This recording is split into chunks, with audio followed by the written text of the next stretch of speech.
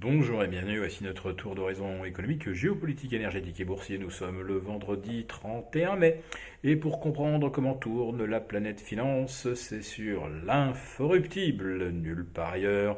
La thématique du jour, ce sera nos déficits sont trop trash, l'État va y aller à la hache. Bon allez, avant d'examiner la façon, plutôt les pistes, que peut suivre le gouvernement pour finir de désintégrer notre modèle social et anéantir notre pouvoir d'achat, on va commencer par faire un petit point boursier. Et oui, la journée s'y prête, nous sommes le 31 mai, fin du mois et fin de la semaine. Alors, un mois pour rien à la Bourse de Paris. Ben oui, même si vous lisez sur un ou deux sites que le CAC gagne 0,7, non, vérifiez bien, par rapport au 30 avril dernier à 7985, le CAC 40, il gagne tout simplement 0. En revanche, c'est un mois glorieux pour les indices US. Le S&P 500 gagne 4,4 à 4,5%. Ça va dépendre un petit peu des gains à l'ouverture ce vendredi. Le Nasdaq, alors lui, c'est plus 7%, un des meilleurs mois boursiers depuis 2 ans et surtout un des meilleurs mois de mai depuis le début du 21e siècle. Ah oui, le Nasdaq, il a drôlement surperformé, 7-0 par rapport au CAC 40. Oui, mais est-ce que cette hausse existe vraiment?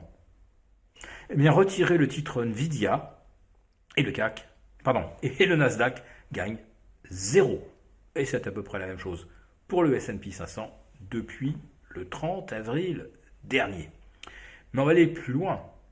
Retirez en plus de Nvidia Microsoft et ses 3200 milliards de capitalisation, retirez Amazon, retirez Alphabet, Meta, vous retirez 5 valeurs du S&P 500 et celui-ci n'est non plus en hausse d'une douzaine de pourcents depuis le début de l'année, mais il serait en baisse de moins 4 à moins 5%. Oui, le S&P 495 ne gagne rien sur le mois de mai, ni le Nasdaq, et ni même sur l'année 2024. On vit dans une illusion totale de marché florissant, alors qu'en réalité, il ne tient que grâce à 5 valeurs.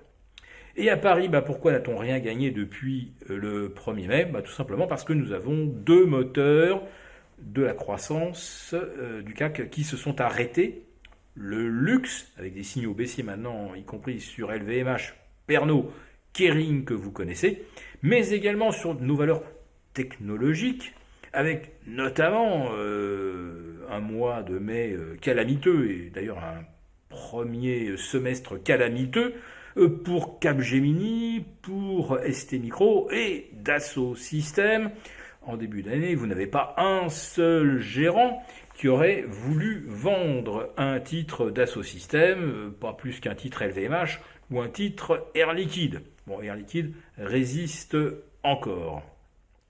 Donc Wall Street est peut-être bien déjà engagé sur la voie de la consolidation, mais ça ne se voit pas. Ou alors c'est juste qu'on ne veut pas le voir, puisque le Dow Jones, lui, nous donne, ou plutôt nous dépeint un tout autre tableau. Il en est à 6 séances de baisse sur 8, mais surtout, il n'y a pas eu un seul rebond de plus de 0,15%. Et le Dow Jones est passé de 40 000 à moins de 38 100. Et personne ne pense que ça peut avoir remis en cause la tendance haussière. Eh bien, si, ça le fait. Et c'est la même chose pour le S&P 500, en dessous des 5257 points. Et même si on rebondit un petit peu aujourd'hui, on ne va pas parvenir à sauver le support. Or, la progression apparente du marché américain, c'est la clé de l'optimisme des ménages dont le moral a fortement progressé au mois de mai, exactement comme le S&P ou comme le Nasdaq. Et cette progression, eh bien, elle se fait effectivement par des épargnants qui voient leur patrimoine augmenter avec Wall Street, sans avoir conscience que ça repose seulement sur 5 titres. Alors aujourd'hui, on attendait les chiffres de l'inflation. Je ne vous en ai pas parlé d'entrée de jeu, tout simplement parce que c'est un non-événement. Alors, les prix à la consommation, dans le calcul PCE du panier de la ménagère, progressent de 2,8%. C'est grosso modo ce qui était anticipé. Les prix core hors alimentation énergie affichent également plus 2,8. Là par contre c'est une petite déception, on attendait 2,7. Et d'un mois sur l'autre c'est plus 0,3 sur les prix globaux, c'est exactement ce qu'on attendait. Et plus 0,2 sur le core, c'est exactement ce qu'on attendait également. Donc je passe tout de suite au sujet suivant, qui est comment l'État va finir de laminer notre modèle social. Alors, je vous ai parlé jusqu'à présent des arbitrages qui sont déjà pratiquement arrêtés, la désindexation des retraites, le raccourcissement des indemnités chômage, mais la Cour des comptes conseille d'autres moyens qui seraient par exemple de taxer ce qui ne l'est pas actuellement, les chèques cadeaux, les tickets de restaurant, votre carte de transport, mais également la participation dans l'entreprise qui est actuellement défiscalisée, et ce qui est plus inquiétant encore, les heures supplémentaires qui étaient justement défiscalisées pour permettre d'encourager les salariés à davantage travailler sans que ça coûte trop cher à l'entreprise. Et bien là aussi ça pourrait être remis en cause.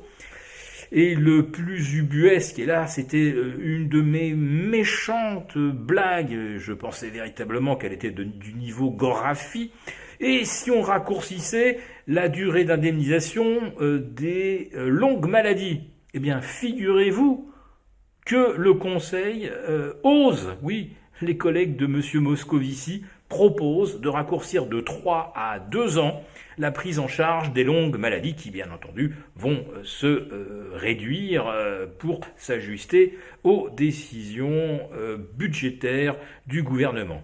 Alors, je vous quitte malheureusement là-dessus, mais je pense que c'est tellement emblématique du logiciel de nos gouvernants que je ne pouvais pas essayer de leur sauver la mise à une semaine des élections européennes. Comme tentative de sabordage, je pense que la Cour des comptes ne pouvait pas sortir un panel de suggestions plus épouvantable pour la majorité. Pour vous remercier de votre fidélité, vous pouvez télécharger gratuitement, en cliquant le lien ci-dessous, un guide complet sur l'investissement dans les matières premières en vue du prochain super cycle qui s'annonce. Merci et à bientôt. Merci beaucoup d'avoir regardé cette vidéo. N'hésitez pas à réagir dans les commentaires ou à liker et partager cette vidéo si le contenu vous a plu. Et pour ne rater aucune de nos prochaines émissions, vous pouvez vous abonner à notre chaîne et activer les notifications. Et pour plus de contenu, n'oubliez pas que le dernier rapport rédigé par nos experts est accessible en cliquant sur le lien de description. On se retrouve tout de suite dans les commentaires et je vous dis à très bientôt pour une prochaine vidéo.